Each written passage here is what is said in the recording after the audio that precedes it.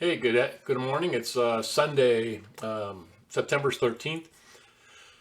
Well, where are they getting this 8% unemployment? Astrazeneca halts their COVID trials for a vaccine, and LA County officials says this will all get better after the election. More in a minute.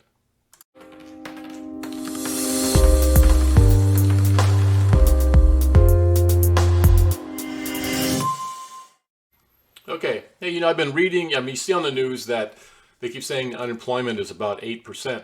I went to the Bureau, what is it, the Department of Labor, and actually looked at their statistics. And it appears that, the 8% number comes from what they're claiming is the number of people who are on unemployment. And it looks like the number they use is at the end of the period ending August 29th, there was about 29 million people on unemployment. But the interesting thing is, if you go down a little farther in the report, it talks about some other programs that are available for people who are who can claim some other kind of unemployment benefits. There's one called the Pandemic Unemployment Insurance, and another one called Pandemic Emergency Unemployment Insurance. And during the period ending the 29th, there was about total of about 16 million people on those two programs, the PUI and the PEUI, the emergency one. So 16 million. Well, if you take the 29 million that they're claiming as on unemployment, and you kind of, the numbers are not exactly perfect, but if you take that as part of the amount of people in the country, that's about 8%. That would be at the 29 million number. But if you add in the other 16 million, that brings it up to 45 million, and that's closer to 15% unemployment. And I'm thinking that's where the number really is. I think that what happens is the media only gives out the one number, the one that for all the people ending on the normal unemployment insurance. So that's my thought on that. I don't think it's 8%. I still think it's higher than, I think it's like 15, 16% still. And not necessarily getting any better, but we'll see. Who knows what's going to happen going down the road. And then it appears that AstraZeneca stopped their testing of the COVID-19 vaccine because a woman in the United Kingdom experienced neurological symptoms consistent with a rare but serious spinal inflammatory disorder called transverse myelitis. And what that is in the not the infection, but the inflammation of the myeli. I think it's what myeli is. I think it's what it's called. Is like this fatty tissue that layer around your spinal column, and so it's common, or said it can be caused by either post-infection or post-vaccine, where someone has a reaction to, if you had a reaction to the vaccine, and it usually occurs within a couple days, maybe almost immediately, a couple hours, but 2 to 3 days after whatever it is the exposure is that caused it. But the interesting thing is that it is only one person, and you think, okay, well, it's one person, but it's a pretty sound like a pretty crappy thing to get, because it causes you to have different kinds of feelings and sensations and weird things happening with your motor functions, because it affects the way your spinal column transmits to other parts of your body. And I guess the worst part of it is I guess they said that she was getting better and could be released in the next couple of days. But when I read about it, you think, okay, well, maybe she's going to be released, like she's going to be okay. And it says the prognosis for this is most people with transverse myelitis have at least a partial recovery, with most recovery taking place within the first 3 months after the attack.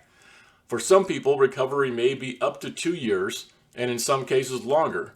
However, if there is no improvement within the first 3 to 6 months, complete recovery is unlikely. So, well, her being able to go home kind of implies that she's better. I don't know exactly the whole story. I don't know, how her symptoms were, how bad they were.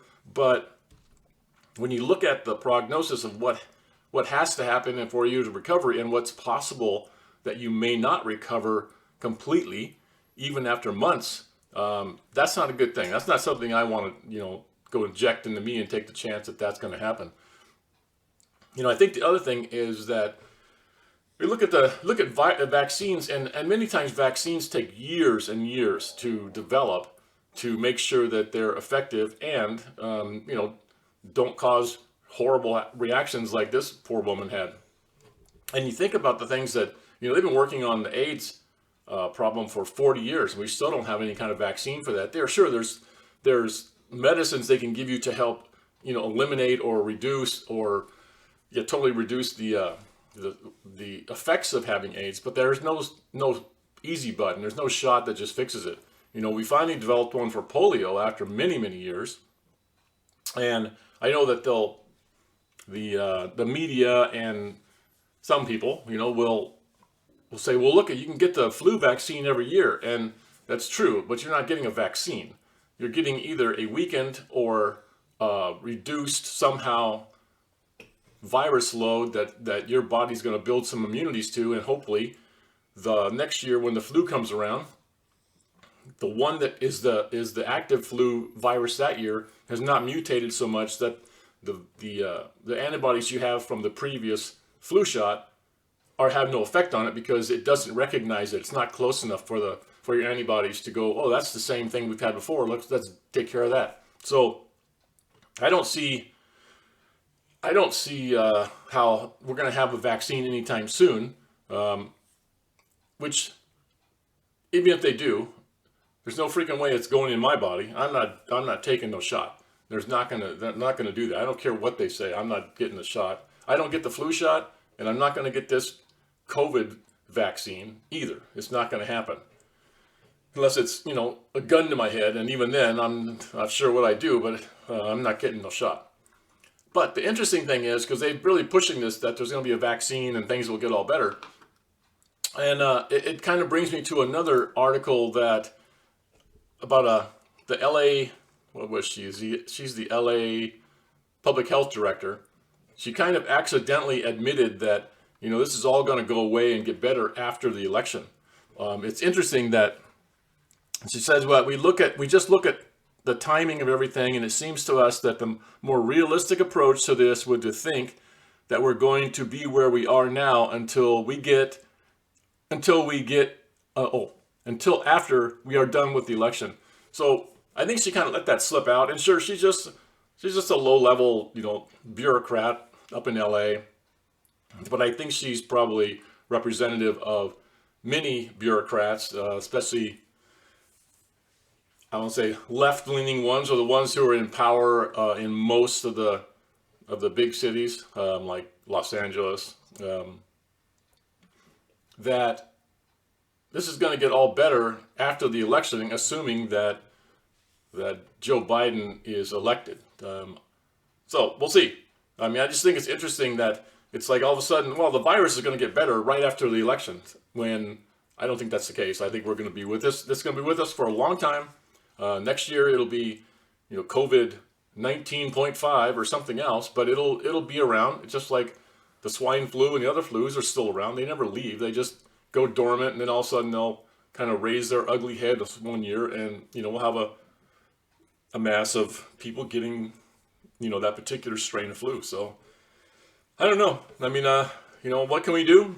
Just stay positive. Try to make sure that you're living as normal a life as you can, and try not to let this stuff get to you, because what's gonna happen is what's gonna happen. We don't have any control over that. It's like I always tell my wife, I say, we're all on this bus together, and if it goes off the cliff, we're all going over with it. So just say, hey, look at the scenery, enjoy the day, and enjoy the rest of your weekend, and I will talk to you soon.